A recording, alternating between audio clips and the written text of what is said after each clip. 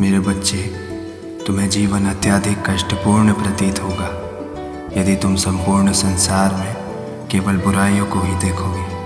तुम्हें संसार की उन बातों पर भी ध्यान देना चाहिए जो अच्छी है, जो रचनात्मक है। माना कि संसार में बुराइयों की संख्या अच्छाइयों से कहीं ज़्यादा है, किंतु संसार की छोटी छोटी अच्छाइयाँ भी बड़ी बड़ी बुराइयों पर भारी पड़ती है।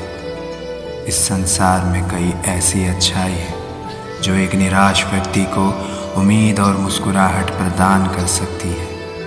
अगर तुम केवल संसार की बुराइयों पर ही ध्यान दोगे तो तुम सदैव दुखी और कष्टपूर्ण जीवन जीने को मजबूर हो जाओगे। तुम्हें खुशियों के क्षणों में भी लोगों की बुराइयां ही दिखाई देंगी, जिससे तुम्हारा व्यवहार नकारात्मक हो जाएगा।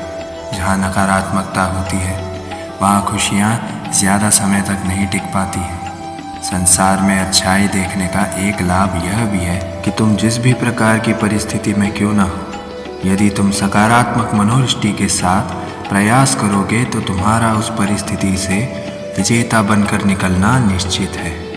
जो व्यक्ति बुरी से बुरी परिस्थिति में भी सकारात्मक सोच रखने का हौसला रखता है, उस व्यक्ति को जीवन में सफलता और खुशियाँ प्राप्त करने से कोई भी नहीं रोक सकता है।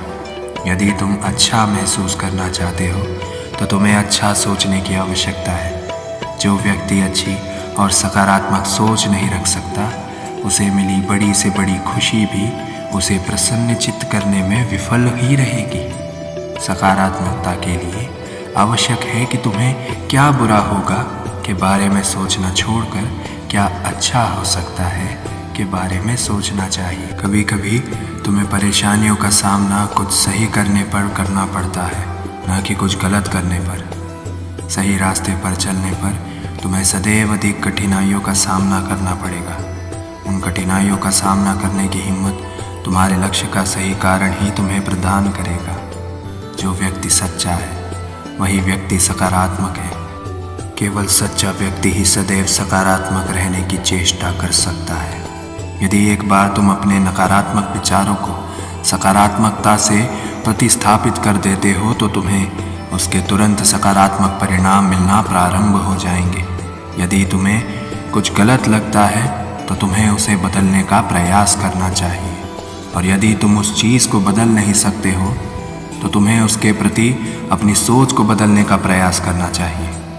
मेरा आशीर्वाद सदैव तुम्हारे साथ है। राम।